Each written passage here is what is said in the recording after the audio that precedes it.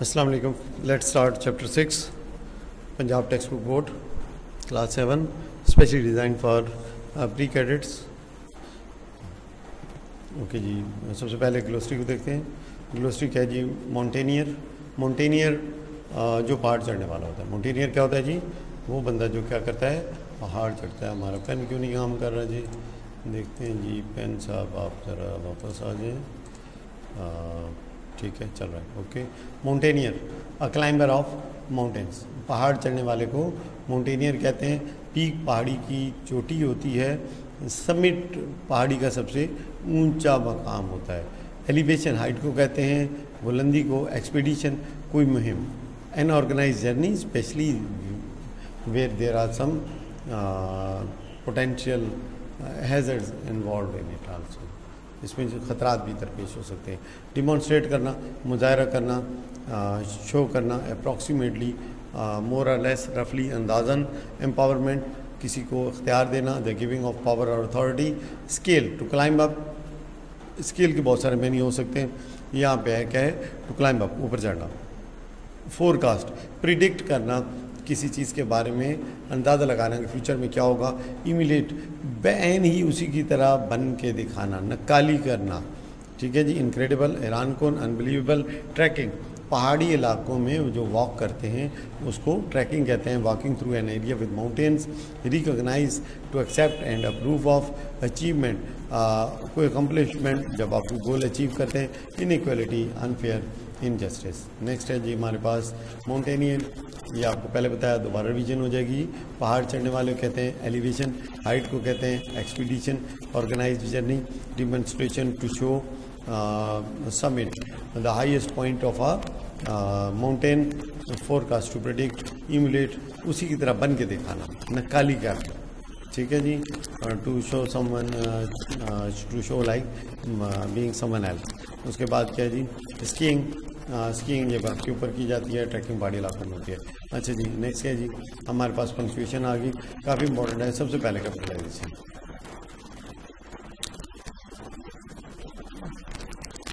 सबसे पहले क्या है जी? नंबर 1 के जो किसी भी लाइन का पहला लफ्ज़ होता है वो हमेशा बड़ा होता है। अच्छा, इसमें याद रखें, अगर कोई पोइट्री की लाइन है तो उसकी भी हर लाइन का पहला लफ्ज़ क्या होगा?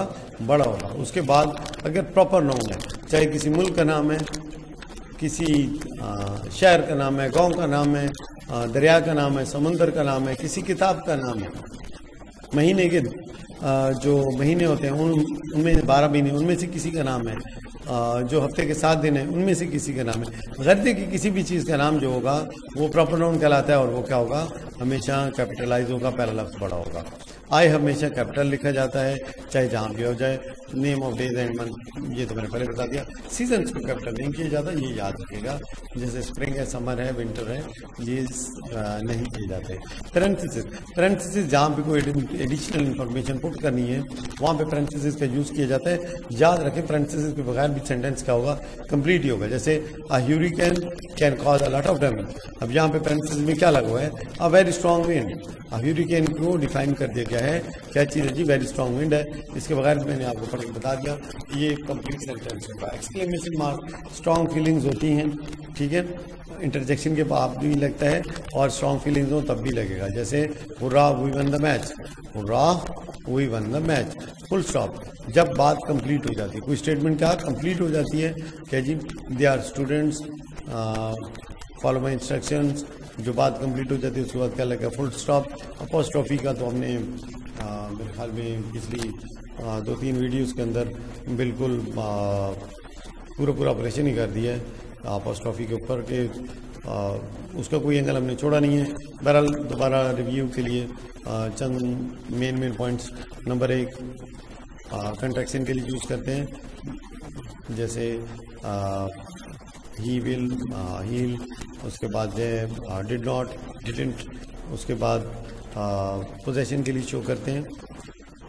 नंबर 3 अगर डेट है उसमें से सेंचुरी को ओमिट करना है, उसके लिए शुरू वाले सेंचुरी वाले निकाल देते हैं। 2008 को हम क्या लिखते हैं? अपोस्ट्रोफी 08। इसी तरह से अगर कहीं पे सिंगल लेटर है और उसको हमने प्लूरल बनाना है, क्या बनाना है जी? प्लूरल बनाना है, तो उसके बाद अपोस्ट्रोफी एस लगा के बनाते हैं। जैसे टी का क्या बन जाएगा जी? टीज। ठीक है। और बाकी ये काफ़ी है, ठीक है। पहले देखनी है तो आप लास्ट वीडियो देख सकते हैं, उसके अंदर भी बताया गया है, तकरीबन वीडियो में इसका तस्करा आ रहा है। कॉमा बहुत इंपॉर्टेंट है, comma is used to show slide pause, बीच में छोटा सा गैप आ जाए तो यस, जैसे क्या है यस, तो हम क्या लगा देंगे, यस एक छोटा सा कॉमा आ गया, we will do it to show slide pause, to show slide pause. दूसरा, अगर एक लिस्ट दी गई है, मुख्तलिफ चीज़ें पड़ी हैं, तो हर लफ्ज़ को दूसरे से अलग करने के लिए कॉमे का यूज़ करेंगे, ठीक है जी। लेकिन आखिरी लफ्ज़ से पहले एंड लगाएंगे और कॉमा नहीं लगाएंगे।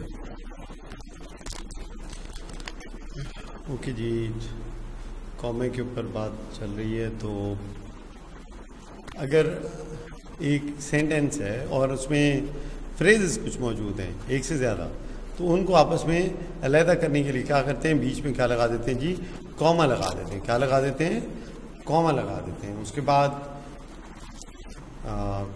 Oh that is a good idea. जैसे ये स्लाइड पास ही है, ये क्या है, स्लाइड पास ही है, छोटा सा वक्फा है बीच पे, तो उसको अलहदा करने के लिए क्या लगा देते हैं, बीच में कॉमा लगा देते हैं। जैसे मैंने ऊपर एग्जांपल दी, नीचे भी वैसी पड़ी हुई है, by the way where is your school, तो ये भी आ गया सेमी कॉलम। नेक्स्ट क्या है जी, कॉमा की और भी काफ़ी एग्जांपल्स हो सकती हैं, लेकिन ये क्योंकि कॉमा का यूज़ काफ़ी ज़्यादा होता है। सेमी कॉलन याद रखिएगा, सेमी कॉलन की जगह पे आप कॉमा भी लगा सकते हैं, ठीक है। सेमी कॉलन का इस्तेमाल कम ही होता है। Semi colon is use to connect two complete sentences that are related. क्या जी, रोजेज आर रेड और वायलेट्स आर पर्पल। अगर यहाँ पे हम सेमी कॉलन की जगह पे कॉमा लगा दें तो भी ये परफेक्टली एक्सेप्टेबल है, लेकिन ये है कि रूल के तहत यहाँ पे क्या लगेगा जी, सेमी कॉलन लगेगा। कॉमन बैरल यूज़ किया जा सकता है। कॉलन, अच्छा जी, अब आपको कोई इन्फॉर्मेशन दी गई है और उसके बाद कोई चीज़ आ रही है, तो उसको बताने के लिए हम क्या करते हैं जी, कॉलन लगाते हैं कि ये जो पीछे इन्फॉर्मेशन मौजूद है, ये जो उसके बाद वाला हिस्सा है उससे क्या है, रिलेटेड है, तो उसके लिए क्या लगा देंगे, हम कॉलन लगा देंगे। जैसे I will say this for him, he is honest and hard working, ठीक है। I will say this for him, यहाँ पे इंफॉर्मेशन दी गई, क्या जी, he is honest and hard working. Hyphen क्या है जी, कंपाउंड वर्ड्स को आपस में जोड़ने के लिए यूज़ किया जाता है हाइफन, ठीक है। इस्तेमाल आजकल वैसे तकरीबन इसका ख़त्म हो चुका है। नेक्स्ट, हाँ जी, एक्सरसाइज है, I bought some balloons, list शुरू हो चुकी है, a cake and some ice cream for the party. अच्छा जी, बाकी यहाँ पे क्या है, फुल स्टॉप अगर नज़र नहीं आ रहा तो लगा देते हैं। अच्छा जी, उसके बाद no, I don't mind it, I don't mind it. Yes, ये पहले बता चुका है। I love to go to the beach with my family. He painted the fence white, blue and green. I, अच्छा ये देखें यहाँ भी लिस्ट शुरू हो गई है, शुरू में ही बिल्कुल, I, we, you, he, she, it and they are pronoun, ठीक हो गया जी। अच्छा जी, नेक्स्ट क्या है, wow, look at that, look at that, ठीक है। और चाहे तो 2 दफ़ा ये लगा दें, चाहे तो एक दफ़ा लगा के नेक्स्ट पे स्टॉप लगा दें, ठीक है जी। अच्छा जी, ऐसे भी कर सकते हैं। चलो, you can not compete with him, he is the first runner. अब ये देखिए यहाँ पे आपके पास क्या लगेगा जी, सेमी कॉलन। क्या है, semi colon. No, I didn't order this fancy dress, man were shouting. अब देखें फ्रेजेस शुरू हो गए हैं, women were screaming, children were crying, और ये it was chaos, it was chaos. The Eiffel tower, किस कौन से वाला, 300 metre high, is made of iron, is made of iron. The teacher said, अब सेड जब लग गया तो फिर क्या होते हैं, इन्वर्टेड कॉमास, पहले कॉमा लगा के इसको अलहदा करेंगे, इन्वर्टेड कॉमास लगा के इसको बंद करेंगे, और फिर क्या लगा देंगे जी, full stop. My brothers, apostrophe है, सॉरी ये गड़बड़ी हो गई। My brother's name is on the merit list, my mother and I हमेशा बड़ा होता है। वेंट टू क्वेटा, क्वेटा का क्या होगा, क्यू हमेशा बड़ा होगा, शहर है। उसके बाद है आई थिंक लिखा हुआ है, विच one did you like the best, लेकिन सही से नज़र नहीं आ रहा, देखते हैं, यही है जी, which one did you like the best. Question है तो क्वेश्चन मार्क लग जाएगा, बाकी आप यहाँ से भी देख सकते हैं अगर देखना चाहें तो। बहरहाल मैंने इसमें सॉल्व तो कर ही दी है। Next, present perfect simple tense. जो प्रेजेंट परफेक्ट टेंस होता है, देखिए मैंने आपको पहले बताया, कोई भी टेंस है वो सिर्फ दो चीज़ों की मदद से आप उसको सॉल्व कर सकते हैं। नंबर एक, एक्सिलरी वर्ब क्या है, सेकंड क्या है जी उसके अंदर, ओके जी, एक्सिलरी वर्ब क्या है, सेकंड क्या है कि उसके अंदर वर्ब की फॉर्म कौन सी है। तो परफेक्ट प्रेजेंट परफेक्ट टेंस के अंदर क्या होता है, एक्सिलरी वर्ब क्या होता है जी, अगर तो सिंगुलर है तो हैज़ लगेगा, प्लूरल है तो क्या लगेगा, उनके साथ सब्जेक्ट के साथ singular subject has, plural subject have, और वर्ब की कौन सी फॉर्म लगती है जी, थर्ड फॉर्म। तो और अगर नेगेटिव हो तो हैज़ या हैव के बाद क्या लगा देंगे, नॉट, और अगर क्वेश्चन बनाना हो तो हैज़ हैव को उठा के सेंटेंस के शुरू में लगा देंगे। तो ये इसका टोटल स्ट्रक्चर, अच्छा जी आसान है। तो अच्छा अब इसमें अगर हम देखें तो